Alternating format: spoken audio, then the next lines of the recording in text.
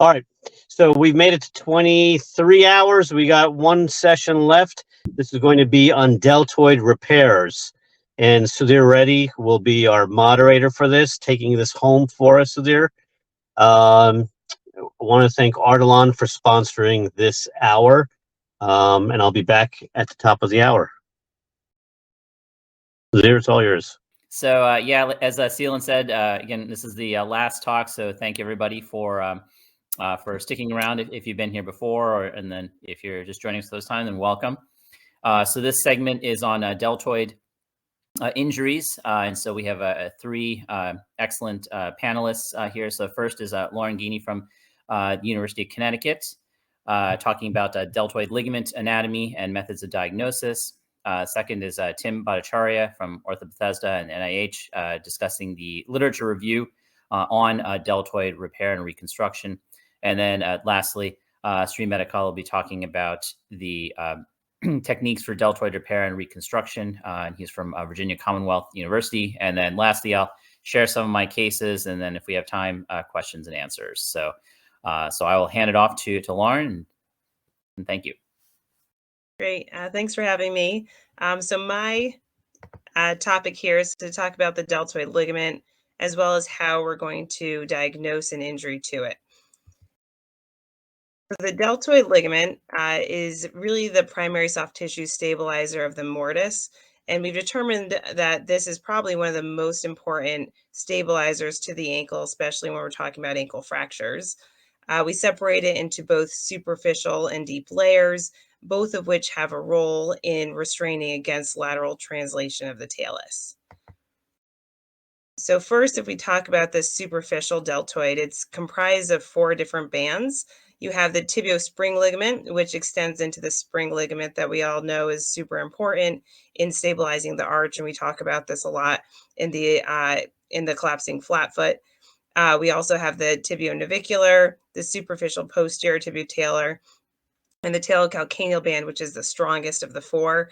The superficial band, the superficial deltoid, acts as a primary restraint to external rotation.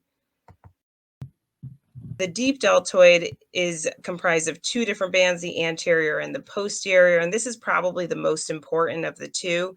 It acts to prevent lateral displacement as well as external rotation of the talus, and prevent valgus stress in the ankle joint.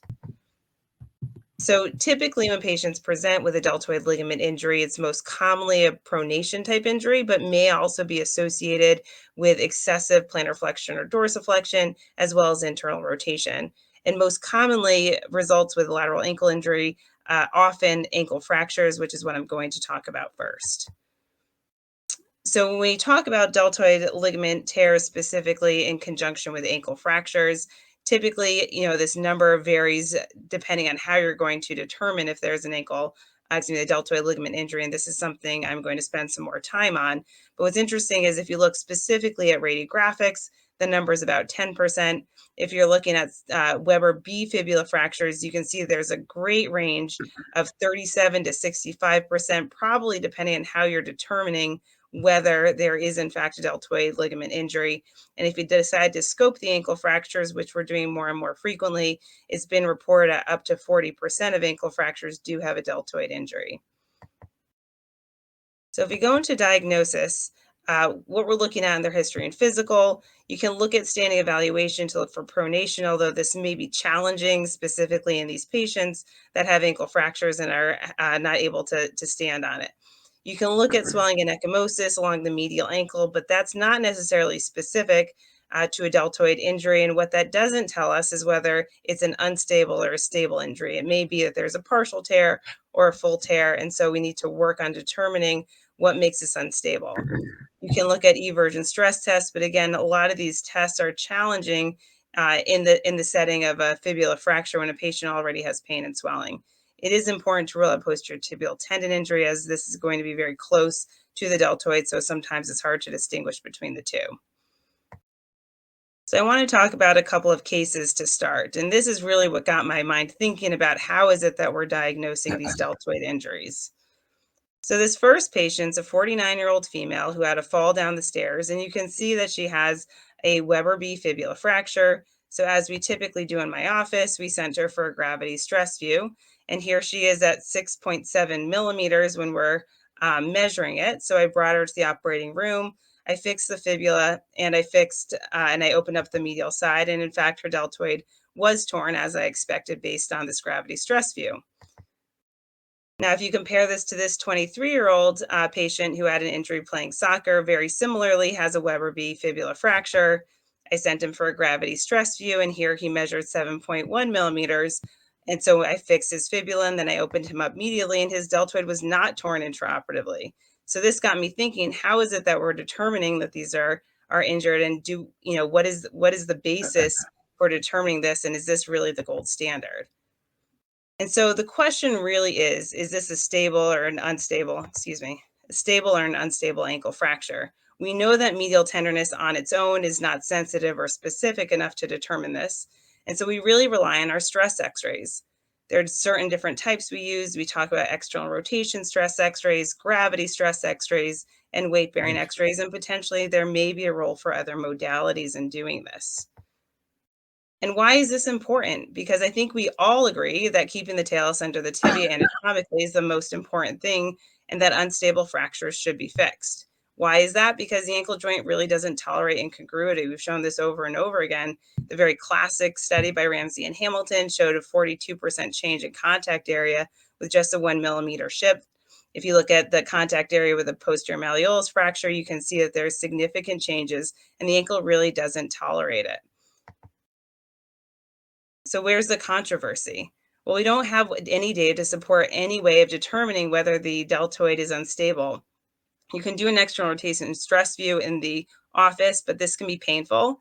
It can be difficult to do when you're having 40 to 50 to 60 patients in the office to run to the radiograph suite in order to do an external rotation view. Gravity stress views are less painful, but it requires a skilled x-ray tech. And I can't tell you the number of times I've gotten stress views and see that the fibula is pointing towards the sky, and I know they've done it backwards. Weight-bearing films places the foot in neutral, but again, can the patient really place their full weight on it, and how do you determine that? If we go and look at cadaveric studies, I think that this gives us some information, but sometimes the more you learn, the less you know. And so as you start delving into this, here's one study looking at the external rotation stress test. And this is a cadaveric study where they recreated an SCR type 4 injury, and they looked at the medial clear space before and after that injury. And so what they determined is that 5 millimeters was the most important number that was most predictive, 100% sensitive, and 87% specific. But they didn't really talk about how they measured it. Is it perpendicular to the medial malleolus or is it not? Here's another one looking at gravity stress views. And here again, cadaveric study, SCR type 4. But what they found is if you use that 5 millimeter that we just determined was the most predictive, well, they only found 80% positive predictive value. And instead, they suggested 6.5 is the number to have 100% positive predictive and 100% negative predictive value. Here's another study looking at the gravity stress test, and they looked at something completely different, and they recreated the SCR type 4 injury, and rather than looking at medial clear space, they looked at lateral shift, and they found that 2 millimeters was that magic number that tells us that the deltoid ligament is unstable. So at this point, what we don't know is it 5, is it 6.5, or is it lateral shift that we're looking at? Here are some studies looking at weight-bearing radiographs, and these were static weight-bearing radiographs of patients with SCR injuries. And they got both x-rays, MRIs, and gravity stress views. And what they found was that there was no difference in medial clear space on weight-bearing x-rays in patients with known deltoid injuries. And this similarly was a cadaveric study looking at the same thing. And I think that this makes sense because if we think about what the deltoid does is it resists external rotation and valgus stress, and with axial load, you're not going to be testing that. Just the same way we don't test lateral ankle instability with weight-bearing x-rays, you never have a patient with chronic lateral ankle instability. They get weight-bearing x-rays and they have lateral tilt. So I don't think we should be testing medial side with weight-bearing x-rays. Interestingly, here's another study looking at normal patients. And what they found is that there's a great range, and often it's normal to have more than 5 millimeters of medial clear space widening, especially in male patients. So where does this leave us? I think it tells us that we're not really sure what we're looking at. We don't really know what the gold standard is. So is there something better we should be looking at? MRI may or may not accurately predict the need for repair. it is an anatomic study and it can tell us what's torn, but it's not necessarily a dynamic study that tells us if it's unstable. There was a study in 2014 in JBJS that showed that 61 patients had evidence of deltoid injury, but only half of those had widening, suggesting that even if you have an injury, it doesn't make it necessarily unstable. Ultrasound is an interesting idea. It's a dynamic evaluation, but certainly that relies on the knowledge and the ability of our radiologists to be able to perform that. And arthroscopy is an interesting idea too, but as with the syndesmosis, are we then suggesting surgery is indicated to determine if we need surgery, and then we're starting right back at the beginning. So here's the question. How do we know if it's torn? How do we accurately measure the medial clear space? What's the threshold for a positive medial clear space? And do we need more advanced imaging? And I think as everything we do, it's a decision based on all the information. So here's another patient that I want to talk about with an isolated deltoid ligament tear. And I think this is somewhat different than those that are in conjunction with an ankle fracture.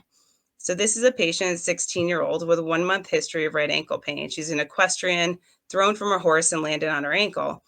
X-rays from urgent care showed no fracture. She's been on crutches for 2 weeks and has continued pain and swelling and denies any instability. On her exam, she has moderate swelling. She can do a single heel raise without pain, and she does have some limited motion, likely because she's been booted and non-weight bearing. She has a 1+ anterior drawer, though it is symmetric on both sides and pain on the medial side. So I did get an MRI for her. And here you can see that she has a clear full injury to the deep deltoid, and she has a partial superficial deltoid injury as well. So again, while this tells us she has an anatomical issue, does this deem it unstable? And so I do think that there is a role for MRI. I do think it's somewhat sensitive and somewhat specific. But again, our decision is really based on all the information. I don't really think that there's a set algorithm or cutoff values to determine.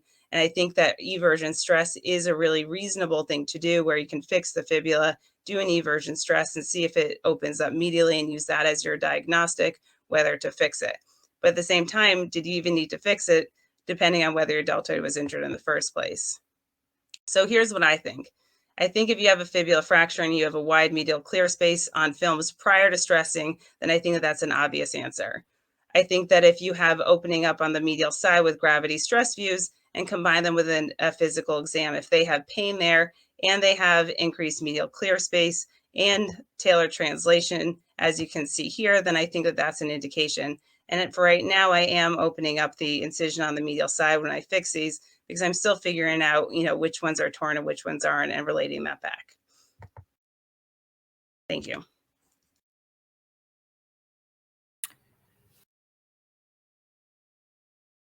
Okay, Tim, I think you're up next.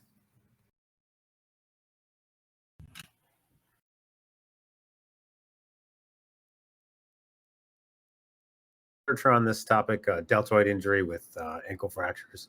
And honestly, it's pretty straightforward. There have been several studies on whether or not deltoid fixation improves outcome after with ankle fractures. And basically, there is no literature supporting it, nor showing that it's a bad idea either. Fortunately, there have been 2 pretty good systematic reviews on this topic published in the last 2 years. This is the first one coming out of Ontario, Canada, where they did a pretty extensive review of all the literature on the deltoid, and the conclusions are pretty straightforward. Basically, there are only 4 comparative studies looking at. This is very clear. So people with ankle fractures, lateral ankle fractures, and then with or without deltoid repair on the medial side. And in the comparative studies, the functional outcome scores were essentially identical between the 2 groups. And that was very clear across the studies. So in total, there are 9 studies on this topic, and none of them showed a difference in pain, functional outcome score, or reoperation rate, whether the deltoid was repaired or not repaired. So pretty straightforward evaluation literature there. There is a suggestion that if the deltoid was repaired, that there was a less need for syndesmotic fixation. And while this was statistically significant in the meta-analysis, if you look carefully, the number of patients here involved is actually pretty small. So I think it's more of a hypothesis-generating finding. The idea that if you repair the deltoid, maybe you may not need to address the syndesmosis. That's a thought for later. There was another important systematic review, this one coming out of Texas, and very similar to the previous one. It was very clear that the current literature doesn't support deltoid repair in the setting of an ankle fracture. So that's so keeping it straightforward there. Despite numerous studies, almost 11 studies out there, there's not a lot of there's not a lot of strong support for repair of the deltoid in the setting of an existing lateral ankle fracture.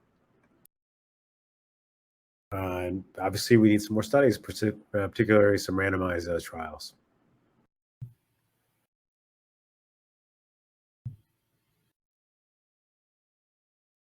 All right, thanks, Tim. I think we have a Sree.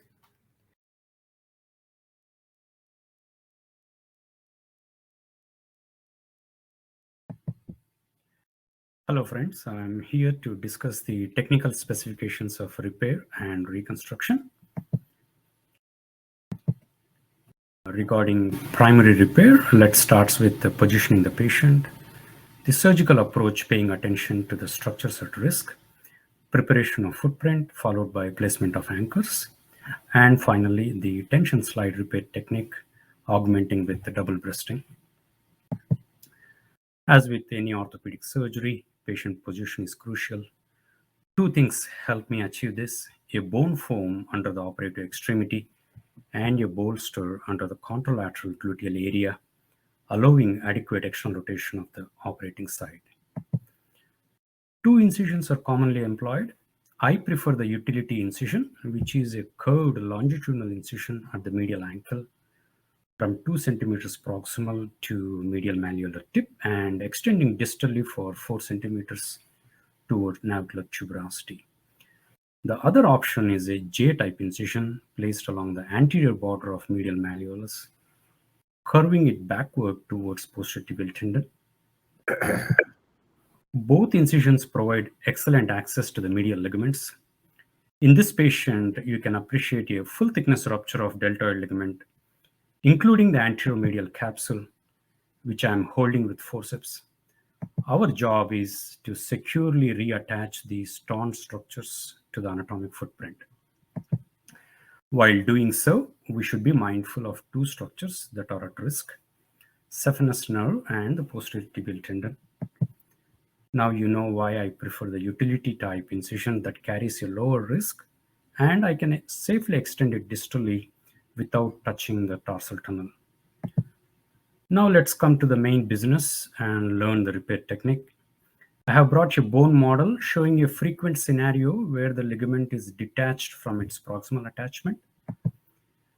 The first step is to elevate a periosteal flap, not just for exposing the footprint, but also include it in the final repair, which you will find out in a few moments.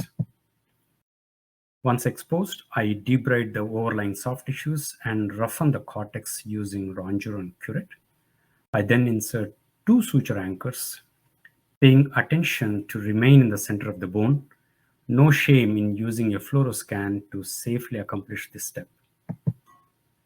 Each anchor has 2 suture limbs that slide within the anchor, so I have a total of 4 limbs, and I keep them separate from one another for optimal suture management and avoid frustration during surgery. I name the peripheral limbs as fixation limbs, while the central ones are called tension limbs. I ensure that all limbs slide freely within their respective anchors before I begin the repair process. Here, as you can see, I inserted 2 3mm anchors and I labeled them as anchor number 1 and anchor number 2. We start with anchor number 1. I pass the fixation limb in a Krakow fashion for 2 to 3 throws, while the tension limb makes a single pass. Remember, both limbs of this anchor exit superficial to the ligament just so the final knot can lay on top of the tissue, but not at the ligament-bone interface. I do the same technique for the suture limbs exiting from the second anchor. Once completed, I pull the tension limbs from both anchors, which brings the ligament down to the bony bed due to their sliding nature inside the anchors. Now it's just a matter of tying knots in a sequential fashion, with my assistant maintaining a steady pull on the tension limb of the first anchor. I tie the sutures of the second anchor, followed by tying the suture limbs of the first anchor. Once done, you can observe that the final knots from both anchors lay on top of the ligament. I ensure to position the ankle in about 10 degrees of adduction and neutral dorsiflexion during this repair process. Should I trim the sutures now? Not yet. I then pass all 4 limbs through the previously elevated periosteal flap from deep to superficial and tie them to each other, achieving a kind of double breasting for additional security. So this type of tension slide repair technique with the double breasting does provide a secure approximation of the ligament to the bone.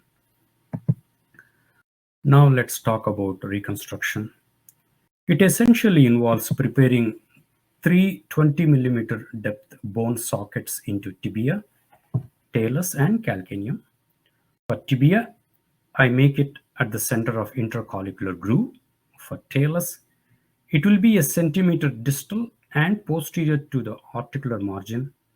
And for calcaneus, I select the midpoint of sustentaculum talus and go just posterior to it, making a kind of triangular relationship. Again, I will be mindful of the vital structures here. Not only the tendons, but the neurovascular bundle is right in front of me, so I am cognizant to isolate and protect them throughout the surgery. Then comes the graft choice. I prefer an allograft of 4.5mm diameter. Here I show my technique using a shoelace on the bone model.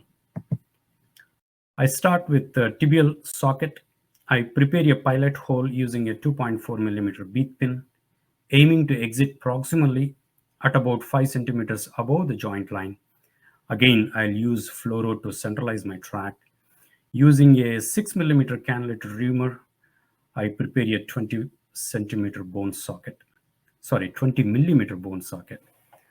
I now loop the allograft in an asymmetric fashion so that I will have a short talar portion and a long calcaneal portion. I feed the graft into the socket by pulling the sutures proximally and secure it with a 5.5mm screw. Next, I prepare separate bone sockets into talus and calcaneum. Again, the same pull-through technique using a bicortical 2.4mm pilot hole, followed by 5mm reamer to prepare a 20mm bone socket. I pull on the sutures from the other end to adjust the tension before securing with 4.75mm screws. Here I have a table showing the measurements that we just discussed. This pull-through technique, though, helps to maintain optimal tension, but comes with the risk of entangling the nerves on the opposite side. So oscillating the drill after penetrating the forecortex can minimize this potential complication. The subtalar joint is also at risk while preparing the calcaneal socket, so I always obtain a Harris axial view to execute this step safely. Finally, there is a risk of over-tensioning the graft limbs, creating iatrogenic varus deformity, which can be minimized by focusing on the position of the ankle and subtalar joints during graft preparation. Thank you.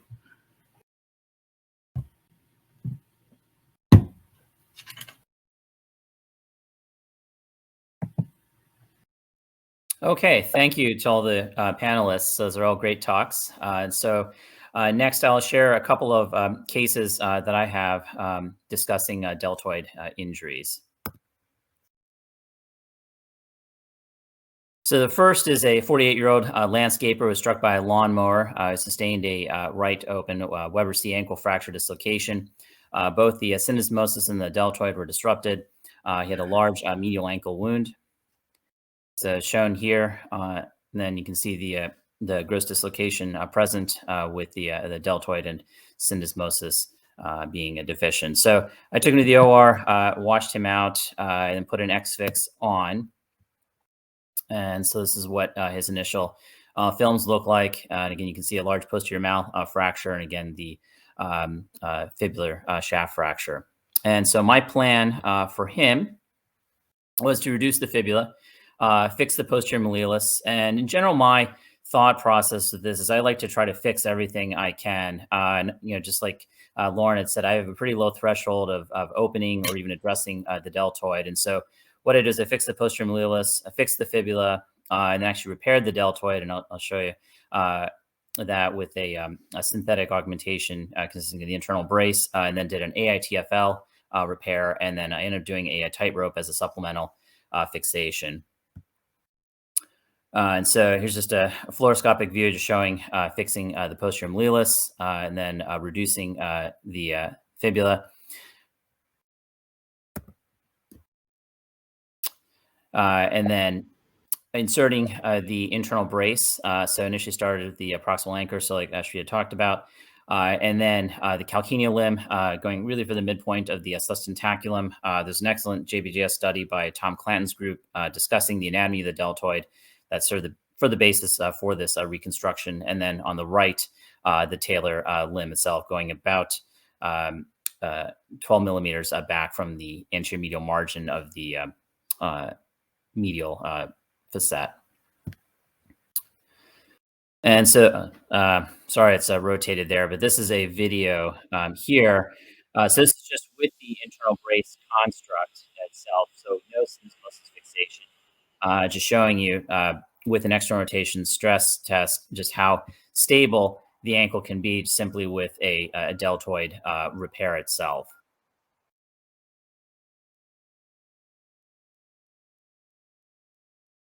And so, and again, showing you the syndesmosis instability, and then putting in the anchor for the AITFL repair. And then here's the final construct. So he is about 6 months out now. And these are his films. And so far, he's doing pretty well. And so the next case is a 42-year-old who fell off a ladder, also sustained a right ankle fracture dislocation. Lateral malleolus is out, as well as both the deltoid and the syndesmosis. So you can see here, again, gross instability of the ankle itself. And then the CT scan, you can see how the fibula is completely translated out of the incisura. I did have a chronic medial talar dome OCD lesion as well. And so with this, again, I reduced the fibula, fixed the lateral malleolus. I repaired the deltoid with anchors. Again, I said I have a very low threshold of addressing the deltoid. And then I fixed the AITFL as well, and then used a tightrope for the syndesmosis, again, mostly more for supplemental fixation. So here's just the technique. These, again, very similar to what Sree had mentioned. So I used suture anchors within the medial malleolus, and then I used a series of vertical mattress sutures through there, and then use the periosteum over that to supplement it. And so here she is about a year post-op, again, also doing reasonably well. And the next, this is a little bit more. Can I ask you a question about that? Oh, sure. Go ahead. Yeah. So I guess a question for you. I mean, you're doing a lot of extra fixation. So, when do you choose to do I don't typically do internal brace. I usually do just, suture anchor as you did. So why internal brace for some of them? And I guess, what order are you doing? Because, the thing that I struggle with is technically for fixing the posterior mal, you probably by definition shouldn't have to fix the syndesmosis, right? Especially if you're doing deltoid and posterior mal. And I always struggle, because I agree, I don't want to miss something, but the data really shows that you're stabilizing it by doing the posterior mal. And I'm just curious in your thoughts. Yeah, no, I think that's a great question. Like I said, my rationale for this, I really try to fix everything I can, and as much as I can, try to avoid transsyndesmotic fixation. And so, for me, I try to fix the posterior mal if I can. And then, the deltoid, like I said, if I really think that it is insufficient, and, I'll get an MRI or do an arthroscopy to try to diagnose, or at least try to prove to myself that it is competent. And then between the posterior mal and the deltoid, usually fixing those two, and then you kind of decide about the AITFL. Usually you're right there. You can see it anyway.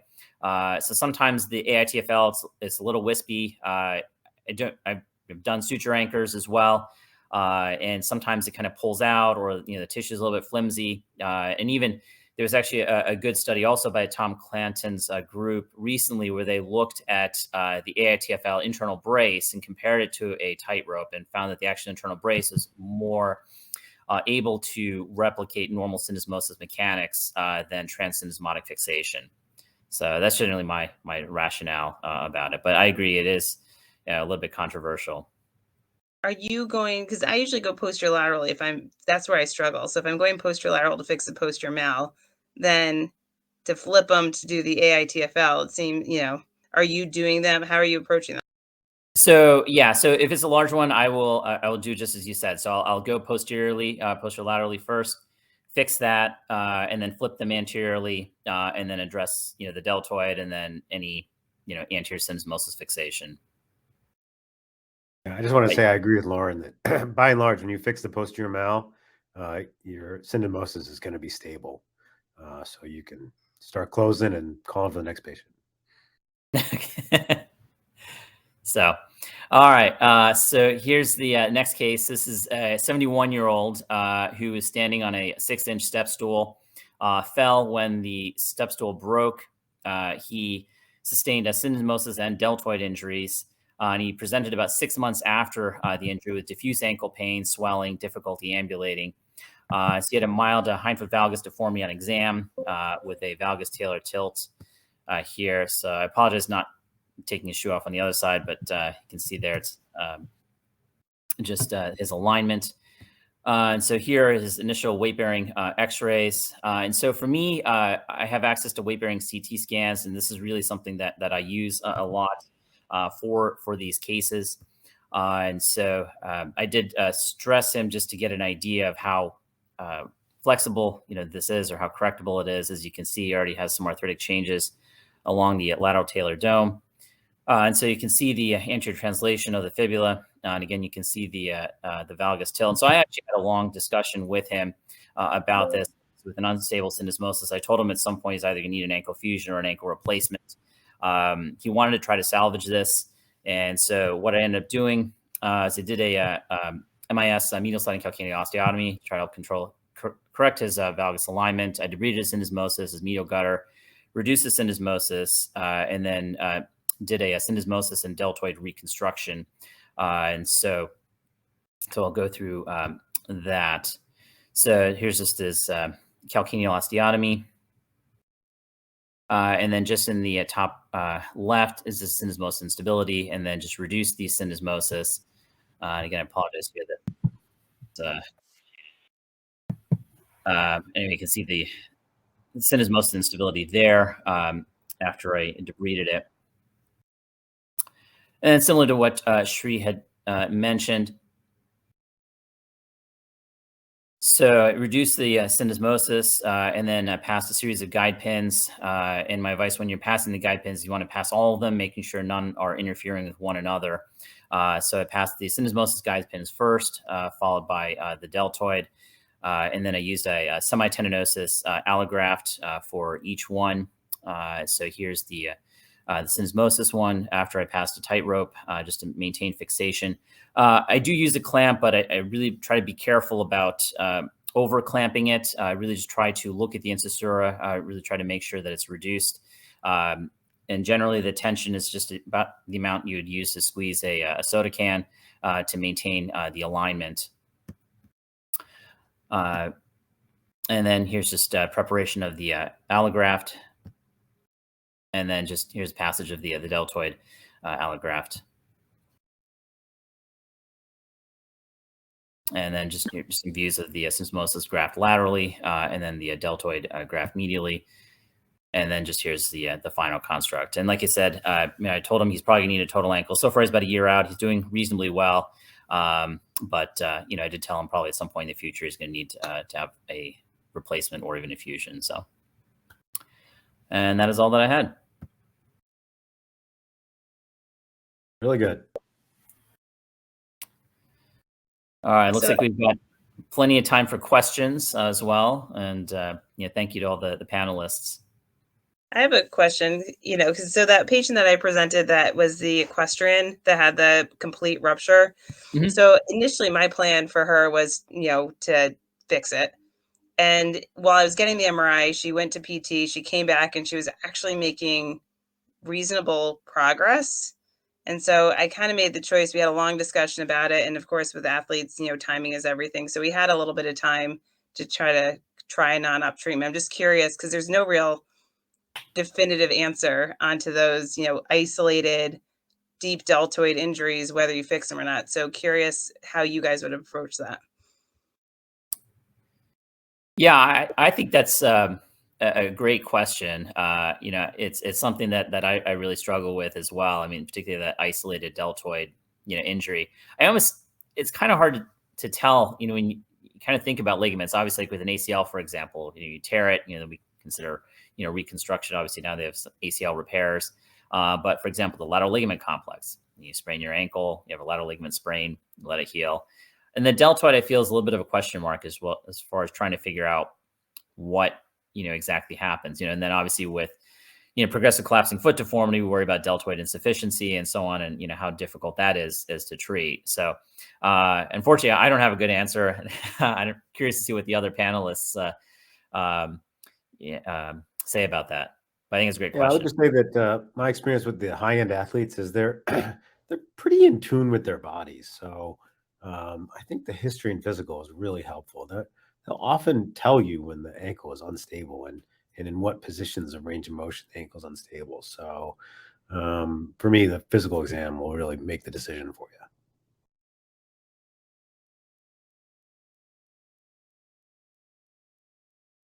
So, Sree, any thoughts as well about what you do with an isolated deltoid rupture? I fix the superficial component and I don't fix the deep component. I believe that the superficial component spans across the ankle as well as the medial hindfoot and gives an adequate stabilization during the primary repair. But if it is a case of reconstruction, then I do include the hindfoot with an extra. I do include the talus with the anterior limb as we just discussed. I think that's another challenge too, determining what's the more important ligament. I think depending on what you read, you hear different things, So for her, it was complete on the deep, partial on the superficial. And you say, well, which is more important, the deep or the superficial? And I don't know that we even have consensus on that. Yeah, I guess we're always kind of taught that the deep is more important, but yeah, I agree. And she probably had enough of her deltoid intact that she was able to compensate. I guess, like you said, she improved with physical therapy. Is she still doing okay as far? She's as far doing as all you know? right. She seems to be somewhat plateauing. I have a feeling we're going to end up fixing her. But I Okay. mean, the fact, like from the day I saw her, she could do a single like heel raise. Like even that wasn't that bad. She hadn't really PT'd and she was responding so well.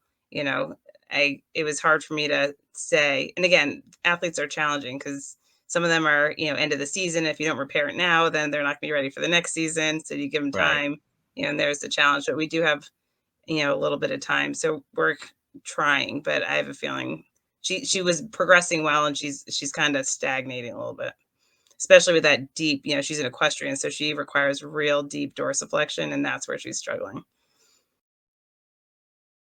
Can the deep deltoid partially rupture without a complete detachment of the superficial deltoid? Yeah, the deep is completely ruptured, superficial's partially intact.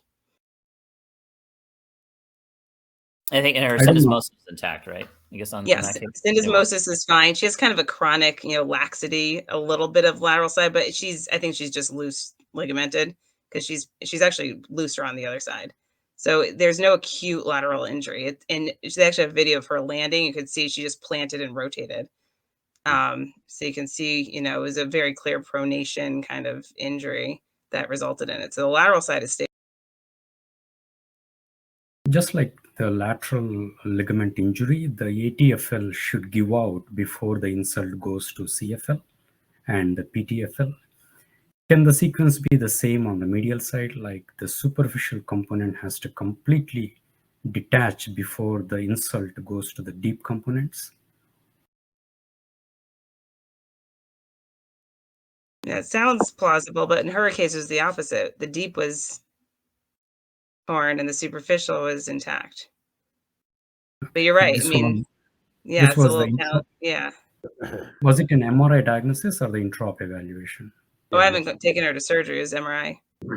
Yeah, so the Yeah. sensitivity of MRI for deep deltoid and superficial deltoid is something questionable, right? Sudheer, do you see that question from the audience there? Is that in the chat here? Let's see. Yeah, it's in that chat thing. I can read it for you if you want. How frequently do you see medial instability in ankle fractures?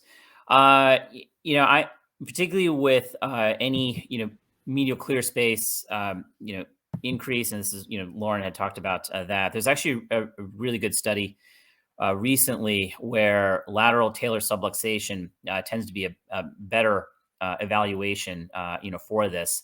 And like I said, I have a pretty low threshold for even just opening it. I do scope a fair number of them. There's a good study by Tom Harris where if you can see the posterior tibial tendon when you are scoping the ankle, then pretty much that a good portion of the deltoid is compromised. And so in that case, like I said, I will fix it. So I don't know. I don't have a set number as far as how frequently I see it, but I do tend to fix a lot of deltoids. Whether or not that's good or bad, I don't know. So far, they seem to be doing okay. Well, to me, if I'm indicating them to go to the operating room, then I'm presuming that the deltoid's torn, at least in an isolated fibula fracture or the syndesmosis, right? I don't typically take an isolated fibula to the operating room. Yeah. So if I'm taking them to the OR, I'm presuming that there's something else torn that's rendering it unstable. And I think that's where my challenge has been is that, I feel like I'm taking more people to the OR than necessarily need to be if I'm finding out the deltoid's not actually torn. And so that's where I've kind of struggled now that I've started opening it. Early in my career where I never opened it, I just assumed medial clear space is wide and I just presumed it was torn, based on that being the gold standard. But now I'm questioning, are we overcalling these and is there a better way to diagnose it? And I do think, I saw that study. I think, is it the Glenn Shee article? Yes, I think that correct. Yep. But Yeah. the one challenge I'll say with that is they said that lateral translation was more predictive, take him to the OR. But again, that's up to the surgeon interpretation of that, right? So that still doesn't determine that it's unstable. It just means that we're using that more to indicate us going to the operating room. Right. So I still think there's, a lot that we don't know. When I first started noticing that, I was questioning, is anybody else seeing this? Why aren't we talking about this? That they're not torn, and then you don't know how to dictate that operative report either. Because, right. Right? Do you say it's not torn because you just told the patient you're taking them to the OR because they have a tear and then it's not torn? So I think there's still, the more we find out, the less we know kind of the situation going on, at least for me. No, that's true. I think it's a real kind of black box, if you will, as far as ankle fractures go. It's a tough topic. Right. I think it's hard to answer how many are torn. I'm definitely a traditionalist. If I've got a displaced Weber B and they have medial widening, we'll fix the lateral side. We'll stress the syndesmosis. It's pretty clear. About 70% of the time, the syndesmosis is not torn. You fix the lateral malleolus. I like a posterior anti-glide plate. You stress them intraoperatively, and if it's not unstable, then you're done. I have yet to see some late instability. Unless you forget to stress them intraoperatively. So, how often would you say they're unstable immediately when you do that? Infrequently? I would say infrequently. Yeah. Once you've once you fix the lateral side, they're pretty stable. I've seen that a couple of times. Don't get me wrong, where you fix everything and they're still unstable immediately, and you have to open immediately, but. By and large, when you fix the lateral side, you're done. Right. So. But I think that's been my question. Since I am opening them up immediately, are they stable because they never were unstable, right? Because they never were torn in the first place. Yeah, I think the reality is that the injury, the injury can cover a wide spectrum. We like to think of things as very clear, like SE1, SE2, SE3, SE4. You know, we like to think of them in buckets like that, but in reality, the injury is a continuous variable.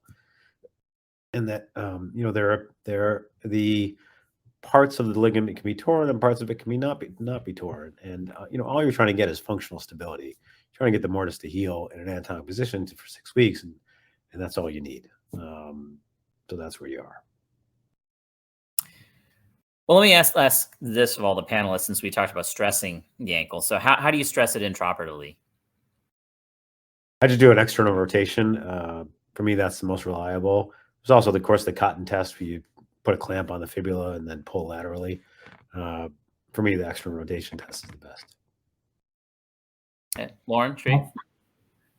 After I complete the lateral malleolus fixation, I look at syndesmosis for any visible gap. And if there is a gap, I'll pass a freer to torque on it directly to see if there is anything opening. Any visible opening of the syndesmosis gap, I interpret as a syndesmotic instability and fix the syndesmosis. And then do the eversion stress test for the medial instability in that sequence.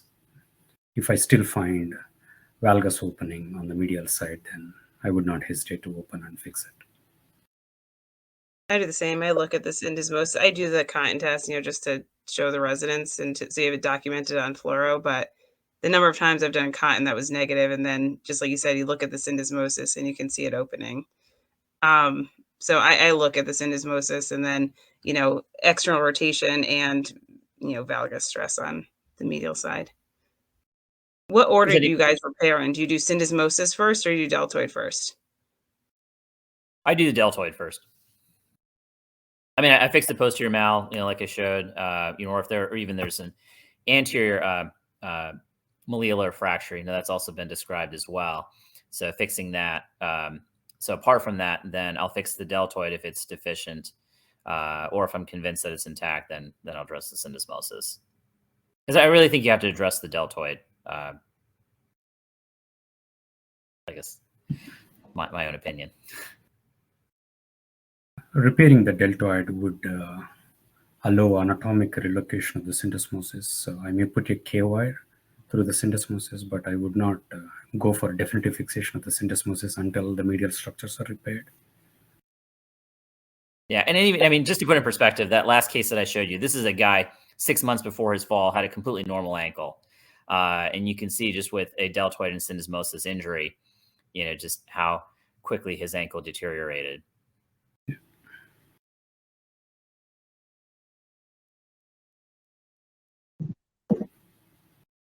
Excellent. Thank you, guys. Oh, you're welcome. You guys, how's it feel to finish off 24 hours for us? Yeah, with a cleanup group. We had a cleanup group. Well, thank you for the invitation, Selene. It's been a pleasure. No, thanks. Hey, Lauren, thanks for getting recruited. Of course. No, I appreciate it. For everybody watching, I appreciate you guys coming on. Obviously, you know, this is an annual thing. We look forward to having you guys join again next year.